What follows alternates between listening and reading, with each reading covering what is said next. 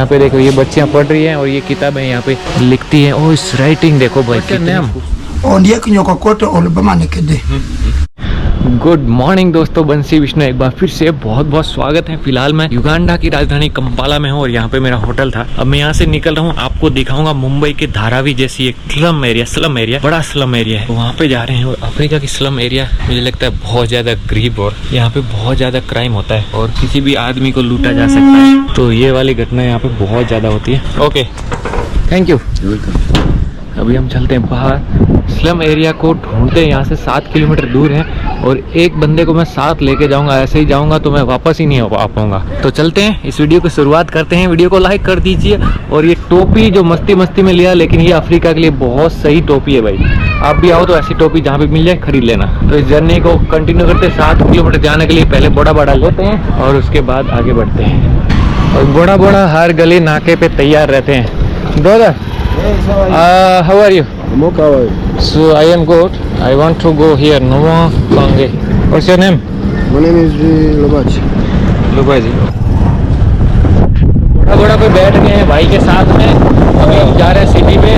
So what's your name? My name is Lobaji. I'm Lobaji. Oh, your big name. Yeah. So अभी हम 60,000 में भाई को लेके जा रहे हैं यहाँ पे 7 किलोमीटर दूर। और ये पहाड़ों के ऊपर बसा हुआ शहर है, तो देख लीजिए। You have a boxer bike?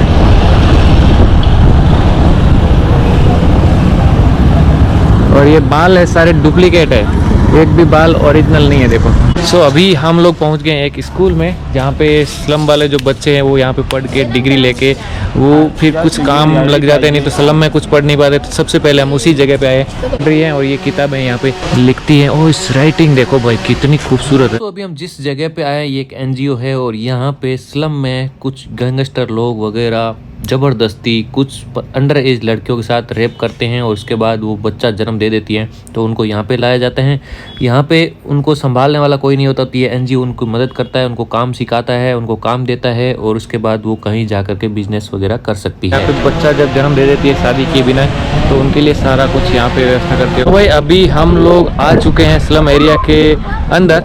दोस्तों आप इस वीडियो में हमसे अच्छे वीडियो की उम्मीद ना करना, क्योंकि यहाँ पे कैमरा लेके घूमना काफ़ी खतरनाक हो सकता है। इसलिए यहाँ पे मैं कुछ रिकॉर्डिंग करूँगा तो कैमरा छुपा के रिकॉर्डिंग करूँगा। ये मोस्ट डेंजरस एरिया है, तो इस बात का आप जरूर ख्याल रखिएगा। तरह से आते हैं जैसे कि दूसरी कंट्री से, छोटी मोटी जो भी कंट्री है ना आसपास की, वहाँ से। दोस्तों स्लम में एंटर होने से पहले मेरे मन में एक सवाल उठ रहा था कि आखिर ये स्लम वाले लोग आते कहाँ से हैं।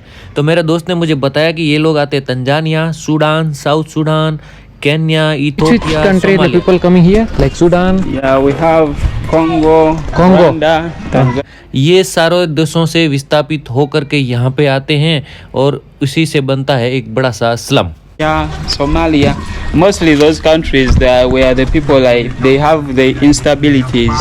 Oh, they come here and they here the government welcomes a lot of. ये देखो भाई गंदे नाले का कचरा और लकड़ी से बना हुआ ब्रिज, ये देख सकते हो। और यहाँ पे बस्तियाँ हैं वो मड और गारे से बनाई जाती हैं।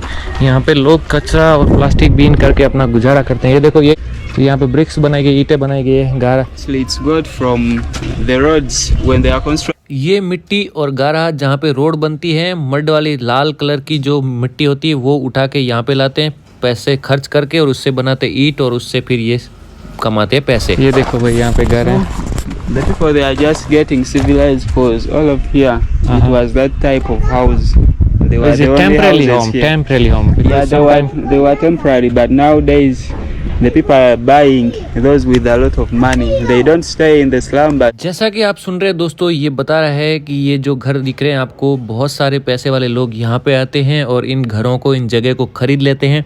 ये टेम्परेरी घर बना के लोगों को रेंट पे देते हैं और वो कभी यहाँ पे नहीं आते, लेकिन वो बैठे बैठे कमाई करते हैं। yeah, you built a home. Yes, yes. And here, all of here, it was that type of building, but they are just buying and constructing with this. But the whole of here, as you can see, it was only that type. ये area है भाई, देख सकते हैं यहाँ पे आप। कुछ लोग यहाँ पे बिजनेस करते हैं और कुछ लोग यहाँ पे भाड़े पे रहते हैं, सस्ते में भाड़े में मिल जाए इसलिए। और यहाँ पे सबसे बड़ा चैलेंज ये है भाई कि लोग यहाँ पे कचरा, प्लास्टिक का कोई मैनेजमेंट नहीं है, तो कहीं भी फेंक देते भर भर के थैलियों में। So this is church. Yeah. Oh. Mostly there are a lot of churches, and when you come to Sunday, we have what they call noise pollution. ऐसी गरीब बस्तियां होती हैं तो वहाँ पे अलग अलग प्रकार के धार्मिक लोग भी पहुँच जाते हैं और यहाँ पे हैं बहुत सारे चर्च जो यहाँ पे बहुत शोर शराबा करते हैं। जब आप संडे को आते हो तो इस चीज़ों को महसूस कर सकते हो, ऐसा ये बता रहा है दोस्त। अभी ऐसी ऐसी खतरनाक गलियों में आए हैं भाई, देखो यहाँ पे सिर्फ एक आदमी चल सकता है, नालियाँ भी चलती हैं। यहाँ पे देख सकते हैं दोस्तों, यहाँ पे पतली पतली गलियाँ हैं, सिर्फ एक आदमी चल सकता है इतनी पतली गलियाँ, और साथ में उसी गली के साथ साथ नाली भी चलती हैं। कैसे घर है यहाँ पे, ये देखो इस तरफ आप देखो, यहाँ पे बत्तख वगैरह है कुछ। तो भाई यहाँ पे चारों तरफ साउंड सुनाई देगा। यहाँ पे काफ़ी सारे रेस्टोरेंट वगैरह है, खाने पीने की चीज़ें हैं, ये देखो।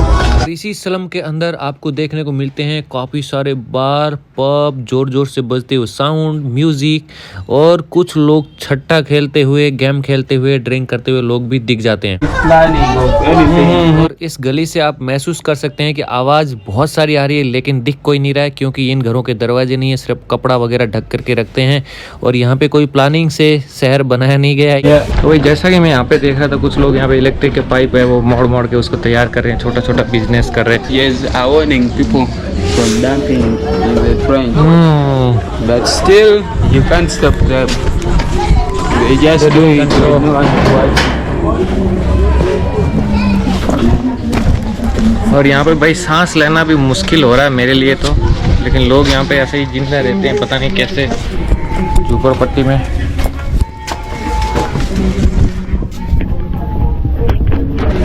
पीछे मैंने देखा काफ़ी सारे रेस्टोरेंट वगैरह है, बार, फिर वो गेम खेल रहे हैं, स्मोकिंग वगैरह कर रहे हैं, तो काफ़ी खतरनाक। और यहाँ पर अगर रात को आते हैं या कहीं अकेले आ जाओ तो आपको वापस बाहर जाने का रास्ता तक नहीं मिलेगा। इस गली से आप समझ सकते हैं कि स्लम एरिया क्या होता है। यहाँ पे बच्चे देखने को मिल जाएंगे, कपड़े सूख रहे हैं, साथ में सिर्फ एक इंसान मुश्किल से चले, इतनी सी सड़क पतली सी, साथ में कपड़े धो रही महिलाएं। घरों के दरवाजे देखो, यहाँ पे कुछ बाथरूम वगैरह ऐसे देखने को मिलेंगे जो बिल्कुल सिर्फ टेम्परेरी बना रखे हैं, कुछ पर्दे लगा करके बाथरूम है। और यहाँ से मेरे लिए निकलना भी काफ़ी मुश्किल हो रहा है, तो अभी चलते हैं बाहर। यार बाहर अंदर तो बहुत मुश्किल है यार जीना, क्या पता लोग कैसे जी रहे हैं। ये देखो यहाँ पे, Because when the youth reach a certain age, some around 15. आज के युवा जब 15 साल के आसपास होते हैं तब वो घर से छोड़ के भाग जाते हैं और ऐसी बस्तियों में आके रहने लग जाते हैं।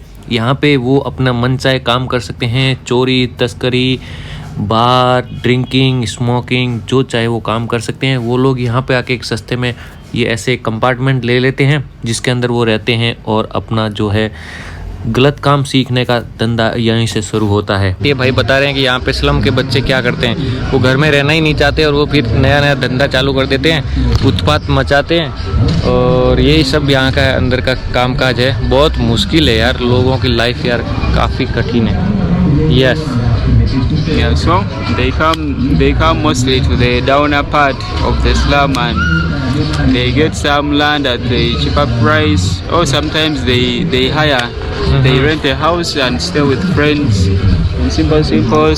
वो like this kind of. Yeah, this kind of. It's cheap. They construct. They put some. और ये सब होता है अपनी दोस्तों से दोस्ती निभाने के लिए, क्योंकि दोस्त जैसे होंगे वैसे ही अपने बन जाते हैं। तो वैसा ही कुछ होता है, जब दोस्ती ज़्यादा ही बढ़ जाती है तो वो दोस्त मिल के यहाँ पे आते हैं और ऐसे जगह पे कुछ छोटा सा घर बना के और रहने लग जाते हैं, और फिर वो धीरे धीरे गैंगस्टर या कुछ ऐसा रूप ले लेते हैं। वो भाग के इधर आ जाते हैं और सस्ते में ढूंढते हैं जगह, सस्ती इसके सिवा कहीं मिलती नहीं है रेंट पे, और यहाँ पे आके बैठ जाते हैं और फिर पार पब में मज़ा करते हैं। लकड़े का ब्रिज है, नाले को क्रॉस करने का जरिया है, ये कभी भी टूट फूट सकता है लेकिन फ़िलहाल के लिए यहाँ पे ठीक है, हमने यहाँ पे क्रॉस कर लिया है। और यहाँ पे कुछ लोग बड़ा बड़ा भी चलाते हैं। What's this? That's charcoal. ये है कोयला जिसे खाना पकाने के लिए काम में लिया जाता है। Stone, yeah, like coal। तो यहाँ पे ज़्यादातर लोग बड़ा बड़ा भी चलाते हैं, उनके पास कोई लाइसेंस या कुछ भी ज़रूरत नहीं, बस आपके पास बड़ा बड़ा होना चाहिए। तो दोस्तों इसीलिए है जो स्लम एरिया मोस्ट डेंजरस हो जाता है, क्योंकि आदमी के पास ना तो कोई आइडेंटिटी होती है, ना किसी देश के बारे में कुछ अता पता होता है, और ना ही कोई घर की पहचान होती है। तभी ये स्लम एरिया हो जाता है मोस्ट डेंजरस। मैंने आगे चल करके ये भी पूछा कि अगर मैं रात को यहाँ पे आ जाऊँ तो मेरे साथ क्या होगा। What do you with me. So ये भाई बोले कि देखो यहाँ पे आदमी अच्छे भी हैं, आदमी ख़राब भी हैं, तो आपको कैसा आदमी मिलेगा उसके ऊपर डिपेंड करेगा कि आपके साथ क्या होगा। बकरी। और यहाँ पे बड़ी दुर्गंध है यार, मतलब मेरे लिए तो काफ़ी मुश्किल है।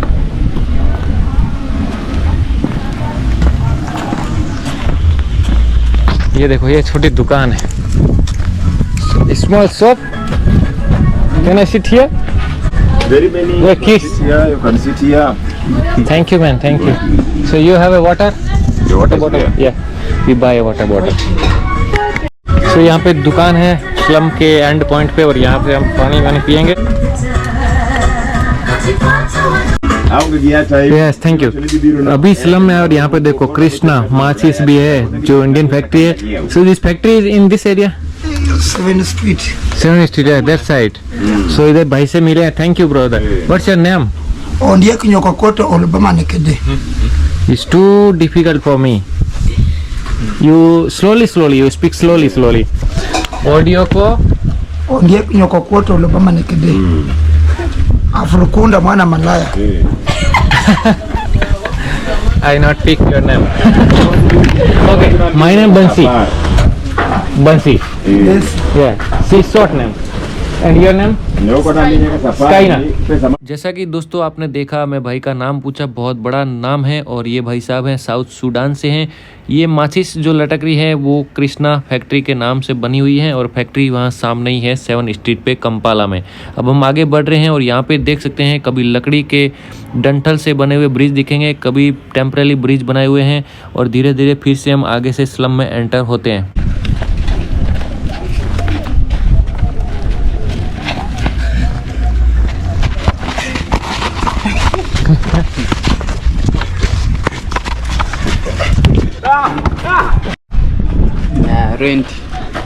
Rent it.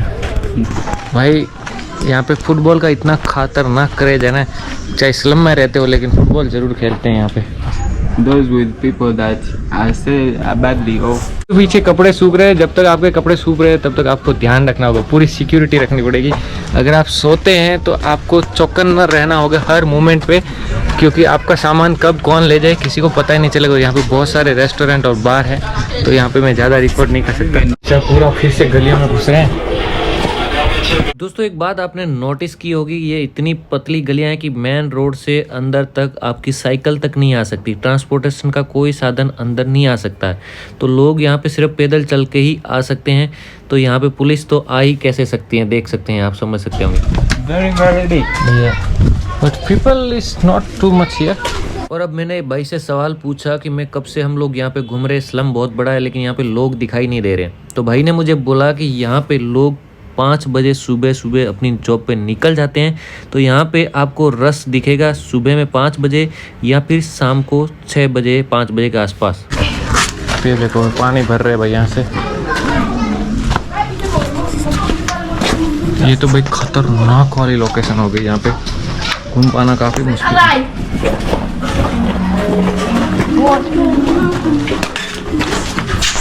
यहाँ पे अलग अलग यूथ की अलग अलग गैंग भी है दोस्तों, जैसा कि मेरे भाई ने बताया, तो गैंग भी यहाँ पे एक दूसरे से झगड़ते रहते हैं। It's down near the trench, so the water is cold. दोस्तों स्लम एरिया में खुली चीज़ें कोई भी सेफ नहीं हो सकती, जैसा कि आप दुकान देख सकते हैं, ये भी पूरी तरह से जाली से पैक हैं, और यहाँ पे लोग जब खुले में रहते हैं तभी तो यहाँ पे कांड होते हैं, और तभी तो यहाँ पे सब क्राइम होते हैं। ओह इट्स ओके, यहाँ पे मार्केट भी लगी है भाई, वीकली मार्केट।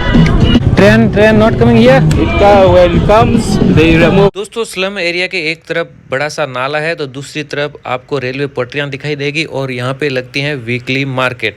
तो इस मार्केट को मैंने पूछा कि भाई ट्रेन वगैरह नहीं आती, तो ये भाई साहब ने बताया कि ट्रेन यहाँ पे आती है, तो ये सब सामान हटा लेते हैं। हो स्लम में रहते हो तो पानी भरने के लिए यहाँ पे आ जाओ।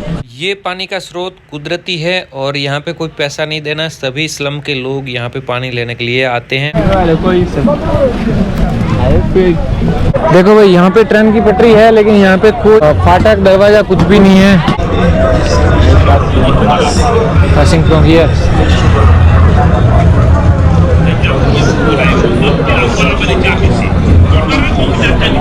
दोस्तों ये मार्केट पूरे एक सप्ताह के बाद लगती है और यहाँ पे मिलते हैं सस्ते में कपड़े जो सेकंड हैंड होते हैं और दूसरे मिलते हैं यहाँ पे सब्जियाँ, आलू, प्याज वगैरह जो लोग खरीद लेते हैं और एक हफ्ता तक अपना खाना पीने का जुगाड़ कर लेते हैं।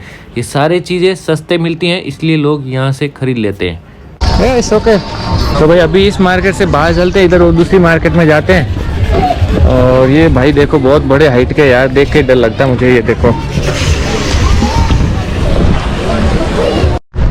सो मार्केट में मेरा दम घुटने लग गया यार, इतना सारा भयंकर दुर्गंध आ रही थी खाने पीने की, मछलियाँ पता नहीं क्या क्या।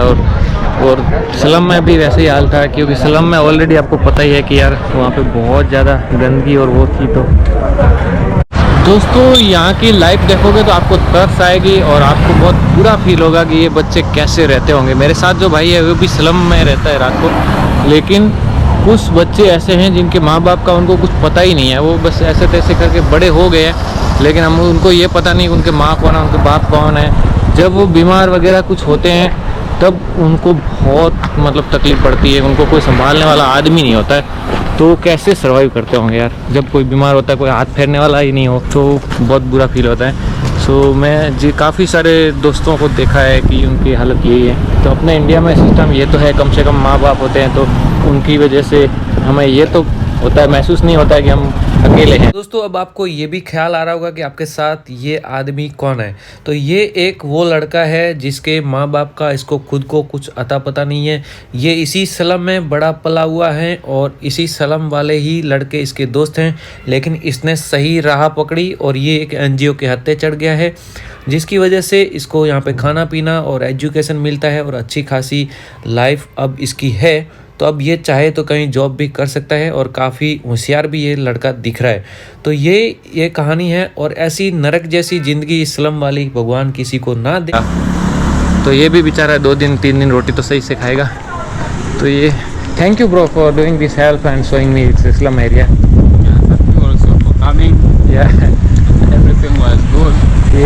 ऐसी ज़िंदगी जीने के बाद भी बोल रहा है कि एवरीथिंग इज़ गुड। मैंने इस लड़के की थोड़ी सी हेल्प की। Okay bye bye.